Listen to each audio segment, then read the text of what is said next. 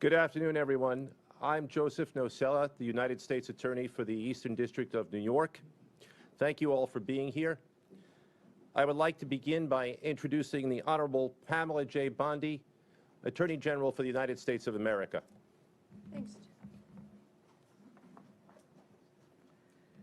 Thank you to our great U.S. Attorney here. We also have our DEA Administrator, Terry Cole, our HSI Acting Executive Associate Director, Derek Gordon, FBI Operations Director, who I'm with every day, Chad Yarborough, U.S. Attorney in the Southern District of Florida, Jason Quinones, U.S. Attorney for the Western District of Texas, Justin Simmons, and Acting Assistant AG Matt Galliotti, who I'm with almost every day as well.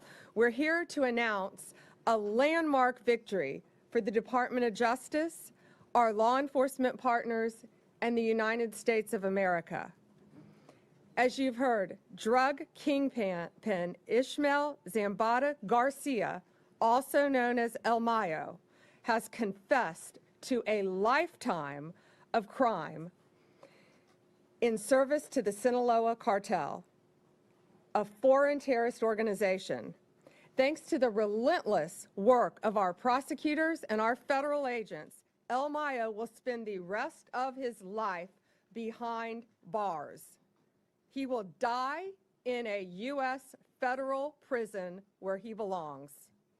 His guilty plea brings us one step closer to achieving our goal of elimination of the drug cartels and the transnational criminal organizations throughout this world that are flooding our country with drugs, human traffickers, and homicides. Under President Trump's leadership, the Department of Justice is on the front lines of this fight. We're standing shoulder to shoulder with all of our law enforcement partners to dismantle these narco-terrorists, and that's exactly what they are. They are narco-terrorists. El Mayo was one of the most prolific and powerful drug traffickers in this world. His partner was El Chapo. They were co-founders of the Sinaloa cartel. They brutally murdered multiple people and flooded our country with drugs. Their reign of terror is over. He will never walk free again. Over the last 3 decades, El Mayo and his accomplices made billions of dollars, hundreds of millions each year they were making by bringing poisonous drugs into our country. No longer. The Sinaloa cartel initially built their businesses with cocaine, but then under El Mayo's leadership, they turned to heroin, they turned to fentanyl. They purchased fentanyl precursor chemicals from China. They made the drug in Mexico and flooded it into our communities, killing our kids. El Mayo also ensured that the Sinaloa cartel operated and protected its drug trafficking business by relying on extreme violence. They used military-grade weapons and directed hitmen to kill their adversaries. They committed gruesome assassinations, kidnappings, and horrible crimes to maintain discipline within their own organization. He ordered the murders of countless individuals and rivals. Many innocent people died as a result of this as well. El Mayo operated with impunity at the highest levels of the Mexican drug trafficking world by paying bribes to government officials, by bribing law enforcement officers. He controlled corrupt officials and officers who protected his workers and his drug shipments that traveled from Mexico into our country. El Mayo's crimes have been so prolific that in the past 2 decades, he's been indicted in no fewer than 16 federal courts across our country. 16. From Western District of Texas to Chicago to here in the Eastern District of New York. He escaped justice for decades, but under President Trump's leadership, he has finally been brought to justice. Today's conviction is the latest success in the United States fight against deadly cartels and transnational criminal organizations. We've made remarkable progress. Just to give you a few examples, under President Trump's direction, the United States State Department designated the Sinaloa cartel, together with 5 other cartels and MS-13 and TDA, as foreign terrorist organizations due to the serious threat that they pose to our national security. As a result, the DOJ has already charged leaders of the Sinaloa cartel with narco-terrorism and charged alleged members with support and supporters of TDA, MS-13, and CJNG, currently one of the most violent cartels in Mexico. They provided material support to a terrorist organization. We are calling these drug kingpins what they are: international narco-terrorists that invade our country, threaten the sovereignty of our borders, and destroy our communities. They are terrorists, and we will prosecute them like they are terrorists. Since President Trump took office, Mexican authorities have expelled more than 50 high-ranking cartel leaders and other dangerous criminals to our country to face prosecution. More than 50. These are historic numbers that ensure that these criminals will face justice and face justice on American soil. We now have leaders from CJNG, Sinaloa, and Los Zetas in custody. Our prosecutors in the Criminal Division and the Northern District of Illinois obtained a guilty plea from Ovidio Guzman Lopez, the son of El Chapo, and another leader of the Sinaloa cartel, the co-founder. Just a few weeks ago, on August 14th, we announced criminal charges against 5 cartel leaders and high-ranking members of these united cartels. We will not rest until Americans are safe from these narco-terrorists. Thanks to our law enforcement officers, both here and in Mexico, who often put their lives on the line every single day to protect us and to get these violent leaders off the streets. We are not done yet. At President Trump's direction, we will continue to fight until every single cartel boss is behind bars and on American soil and in American prisons for the rest of their lives. Thank you.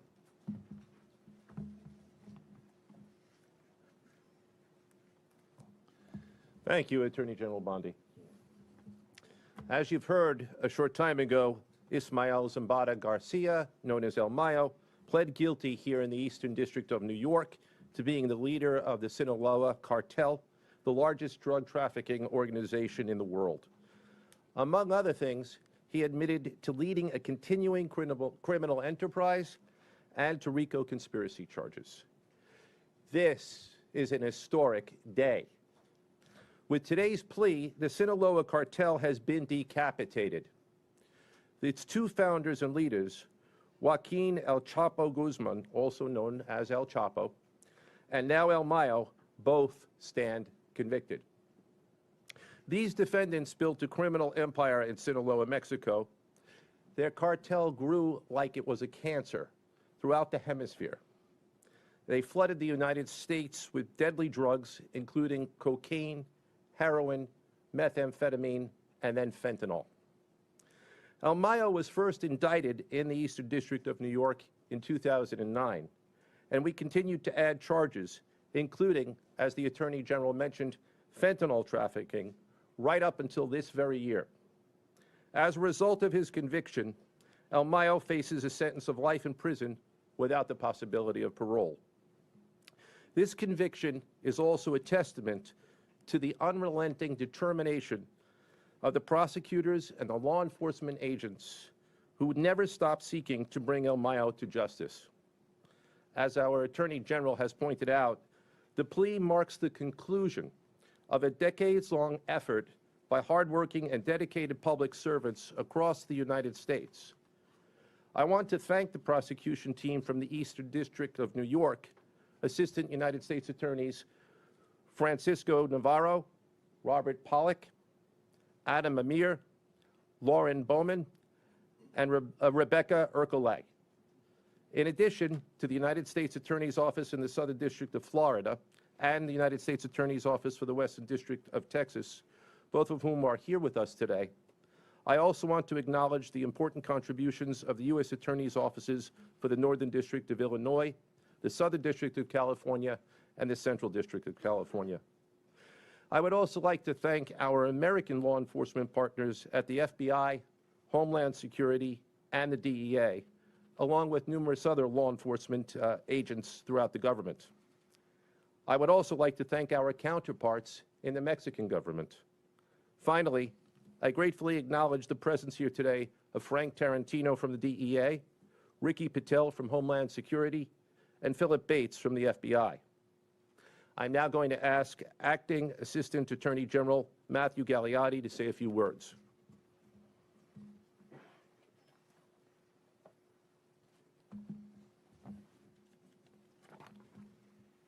Thank you, United States Attorney Nocella. Good afternoon. My name is Matthew Gagliotti, and I'm the Acting Assistant Attorney General for the Criminal Division and a former Assistant United States Attorney here in the Eastern District of New York. Today marks another milestone in the Department of Justice's relentless efforts towards the total elimination of cartels. One of the most notorious narco-terrorists of all time, Ismael El Mayo Zambada, was convicted in a United States courtroom, having confessed to more than 3 decades of crime in service to the ruthless Sinaloa cartel. For decades, the Sinaloa cartel, under El Mayo's leadership, made billions of dollars by importing dangerous drugs to the United States, intensifying the drug epidemic in our communities by flooding our streets with cocaine, heroin, and ultimately fentanyl. Today, El Mayo admitted to crimes of a staggering scope, including leading a sprawling criminal enterprise that distributed more than 1.5 million kilograms of cocaine in addition to other drugs. He made corrupt payments to operate with impunity, and he protected Sinaloa's operations by ordering acts of extreme, heinous violence, leaving a trail of human suffering, including innocent victims, in his wake. Pursuant to his guilty plea, El Mayo will spend the rest of his life in prison and owes $15 billion in forfeiture to the United States. Results like this are not possible without the prosecutors and agents who have done an extraordinary job building the case piece by piece and seeing it through to completion. This is another significant result under Attorney General Bondi's leadership in the department's unparalleled drive to eliminate cartels. As part of that effort, we have seen more than 50 high-ranking cartel members expelled to face justice in American courtrooms, collectively one of the greatest takedowns in United States law enforcement history. Other leaders have been charged as foreign terrorist organization leaders, and members have been charged as well. We continue to pursue these individuals to make them see justice in a United States courtroom. As Acting Assistant Attorney General, I want to thank all of our law enforcement partners, and I'll briefly flag in particular trial attorneys Jace Bourne and Kirk Handrich, as well as all of the U.S. Attorney and law enforcement partners with us. The Attorney General has made clear that the department's goal is eradicating the harms caused by cartels in American communities. And the department is quickly making historic progress towards achieving just that. Thank you. It's my honor to introduce DEA Administrator Terry Cole. Thank you, Matt. Madam Attorney General, thank you for your law enforcement support. Thank you for the care and attention you've given to our police officers every single day. And thank you for your leadership. My name is Terry Cole. I'm the administrator of DEA. I'm a career 1811 criminal investigator with DEA. And when I joined this case years ago, we were sometimes told we were chasing shadows, legends of men who believed they were untouchable. One of those men was El Mayo. However, today, as you've heard, he stood in a U.S. courtroom. He said those words that change everything: guilty. This is just not another plea. It's a collapse of a myth that leaders of cartels are beyond the reach of American justice. Today, we prove once again no one is beyond our reach. I've seen firsthand the families who've lost sons, daughters, brothers, sisters to fentanyl, pushed by Sinaloa and Mayo. When he admits guilt, it's not just words on a page. It is an acknowledgement of those lives stolen by his empire. This case was built brick by brick across continents. It began in 2020 at a targeting meeting that I attended here in New York. From there, the New York Field Division, the men and women standing to my right from all federal agencies, pursued relentlessly every single member of the Sinaloa cartel, along with our agents in Bogota, along with agents in Madrid, and our partners at HSI and the FBI, and our partners at EDNY and the other federal agencies, prosecutors that we've mentioned. Our agents just did not build a case. They carried the memories of U.S. citizens. Juan Carlos Garcia, who was murdered by the Sinaloa cartel in 2015. Every interview, every wiretap, every sleepless night was for justice. It was for justice for those families who have lost their kids to the Sinaloa cartel. Our global partnerships develop the ultimate blow. We did this by leaning on our powers of partnerships in New York, to Bogota, to Madrid, to Washington. We tore down walls between prosecutors, investigators, and analysts. We didn't care who got credit. The only thing we wanted was the truth. It's the same model we used when we took down Garcia Luna, when we took down Chapo, and as we continue to dismantle RCQ. It's a model of dismantlement of the cartels today. Dismantling cartels, we just didn't go after the drugs. We went after the decision makers, the financiers, the killers who directed violence with a single phone call. This is how we dismantle cartels at the highest level. Global cooperation. DEA is not just an American agency. It's the world's most trusted partner to fight against cartels in synthetic drugs. This case proves what happens when we work together as one. The illicit finance. These complex historical conspiracies are where DEA thrives, following the money, listening to cooperators, and turning intelligence into courtroom-packed truths. Every plea is more than a headline. It's one less pipeline of poison into our neighborhoods. It is one more life saved from a fentanyl overdose.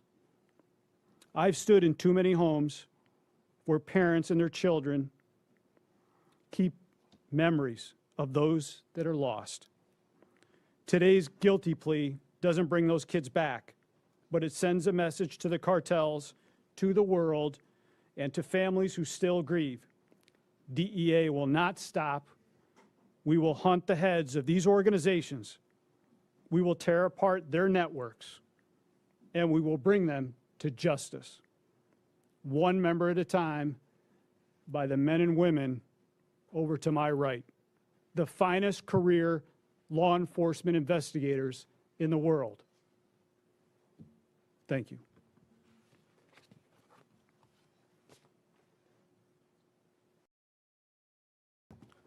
Good afternoon, Madam Attorney General. Administrator Cole, thank you for the remarks. Good afternoon, everybody. My name is Derek Gordon. I'm the Acting Executive Associate Director for Homeland Security Investigations. Today marks an historic day in pursuit of justice for the countless victims Zambada's regime of terror created. For over 30 years, he yielded unchecked power at the highest levels of the Mexican drug cartels in the trafficking world, leaving a legacy of corruption, violence, and devastation behind. Indicted 16 times over 2 decades, he continued a criminal enterprise that shamefully peddled death. Together with El Chapo, he transformed the Sinaloa cartel into one of the largest, most violent drug trafficking organizations in the world. Under his control, the cartel became synonymous with public corruption, the generation of billions of dollars from trafficking fentanyl, the unimaginable bloodshed, acts of outright terrorism that devastated communities and countless lives. Today, he stands defenseless because the relentless investigative efforts of HSI, FBI, DEA, and the Department of Justice. His guilty plea is not just a milestone in Americans' fight against the Sinaloa cartel. It's a victory for the victims whose lives were shattered by his ruthless regime. But we are far from finished. HSI special agents working alongside our law enforcement counterparts have dedicated decades to investigating foreign terrorist organizations for the sake of uncovering, disrupting, and ultimately dismantling them until they are completely wiped off the face of the earth by any means necessary. With today's victory, our fight continues with renewed fervency. Thank you very much, and I'll turn it over to my colleague, Chad Yarborough from the FBI.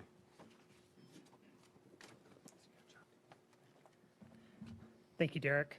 Well, good afternoon. My name is Chad Yarborough. I'm the Operations Director for the FBI, and I oversee our cartel efforts. Today's landmark guilty plea of Ismael Mayo Zambada marks a significant step forward in our ongoing fight against transnational organized crime and the deadly narcotics trade that threatens communities across this country.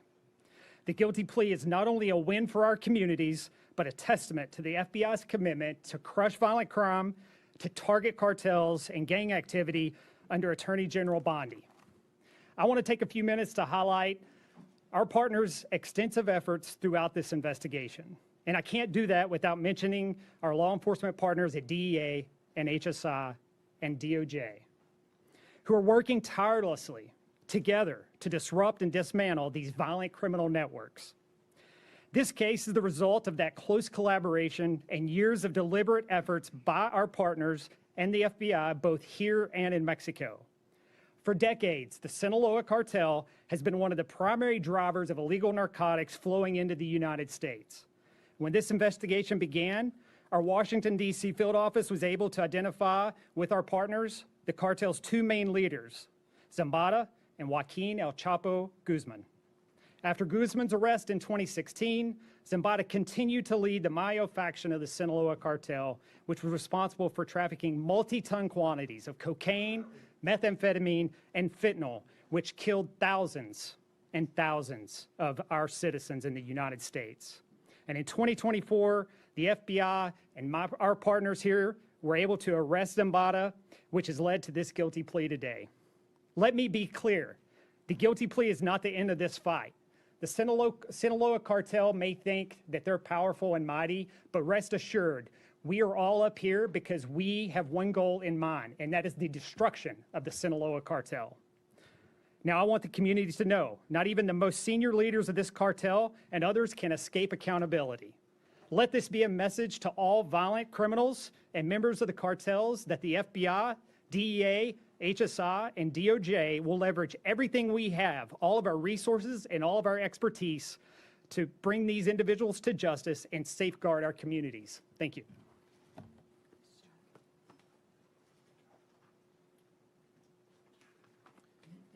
Good afternoon, everyone. Good afternoon, Madam Attorney General. Thank you for your leadership and your support. I'm Jason Redding-Quiñones, the United States Attorney for the Southern District of Florida. For more than 3 decades, Ismael and Mayo Zambada Garcia commanded one of the most violent criminal organizations in the world.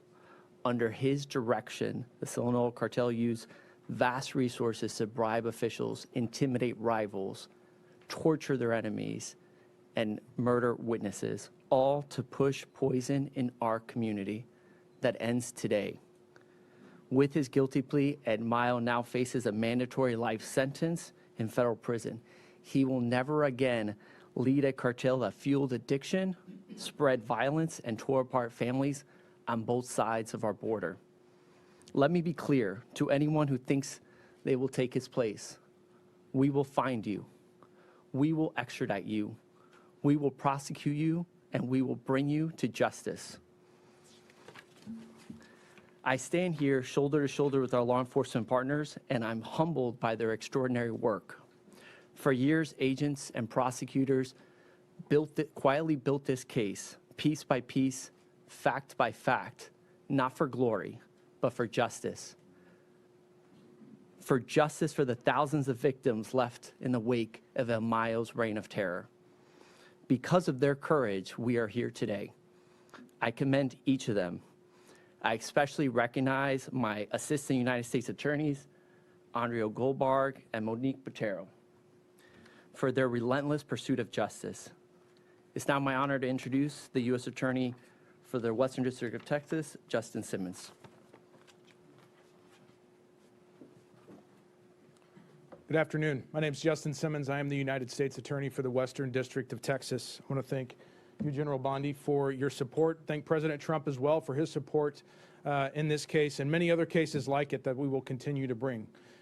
They provided the resources and, again, the support that was needed to make a day like today happen. Ismael Zambada Garcia, in partnership with El Chapo Guzman, led the Sinaloa cartel for decades. In so doing, they brought millions of kilos of drugs into the United States. In so doing, they also imprisoned millions of Americans within the gray walls of addiction, millions of their own countrymen within the gray walls of violence and fear. Now, he will spend the rest of his life behind walls of stone and steel. The Western District of Texas was especially affected by the activities of the Sinaloa cartel. You see, Juarez and El Paso are connected. Thousands of people every day cross through the various points of entries that connect the two cities and the two countries. Thousands used to cross illegally every day between the two countries. That's not happening so much anymore. Juarez affects El Paso. And so in 2008, when the Sinaloa cartel started fighting with the Juarez cartel to take control of that area, 10,000 people were killed on the Mexican side. U.S. citizens, at least one U.S. citizen, was kidnapped, tortured, and murdered. And stray gunfire being fired in Juarez came across to El Paso. So those things that were going on, that were the product of the Sinaloa cartel's desire to take over that area, directly affected people of the Western District and in El Paso in particular. So in April 2012, AUSAs in El Paso brought charges against El Mayo, Chapo, and 22 other members of the Sinaloa cartel. I want to take a moment to personally thank AUSA Tony Franco and AUSA Kyle Myers for their work on this case.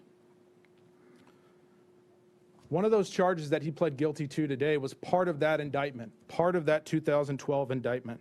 So this really has come full circle for us in the Western District of Texas as well. But really today's not about the Western District of Texas. It's not about the Eastern District of New York, the Southern District of Florida, or any other district. It's about the government of the people, by the people, and for the people delivering on a promise to eradicate Mexican drug cartels. That's what we're doing. And we're doing that so Americans can live freely, enjoy liberty, and pursue happiness. This is part of us delivering on that promise. And with that, I'll bring up Mr. Nocella once again. Thank you. I want to thank everybody for coming. That concludes our press announcement. There will be no further proceedings and there are no questions, but I ask that everybody please remain in your seats as our speakers exit the room. Thank you. Nothing on the cartels or the work that the DEA did? We have questions about that. We'd like to talk to you about. Thank you. Want to Wait, we can take you all have stayed here all afternoon. Would be glad to take a couple questions. Sure. Wait, let me get him in the back of the room first. Go ahead. Thank you so much. So on that point, I know as you wrap up this cartel, I'll take like 4 questions. you're focused on, as well, presumably the cash and assets that comes up with that. Here in New York City, the DA for years has uncovered people buying luxury goods, shipping them to China, then the money comes back to Mexico. Where do those efforts stand today as far as following the money and really kind of grabbing more of the people that facilitate? Yeah, if you couldn't hear, you ask about following the money. Following the money is always part of any of these criminal cases. That's how we're able to track and find them. I mean, this guy, Mayo, was living like a king, and now he's living like a criminal for the rest of his life. He was living in a palace, and now he's going to be in a prison. So following the money is how we solve these cases. Terry, do you want to add a couple words to that with DEA? Absolutely. So thank you, Madam Attorney General. There is a large cash seizure associated with this forfeiture that we will get out here shortly. But more importantly, our work with the Mexican government is not done. Similar to what we did with RCQ that we brought to the United States, there are proceedings happening as we speak.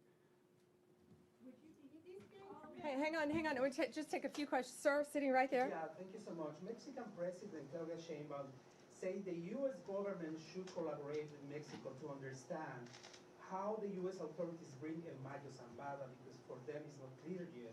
What's your answer on that request?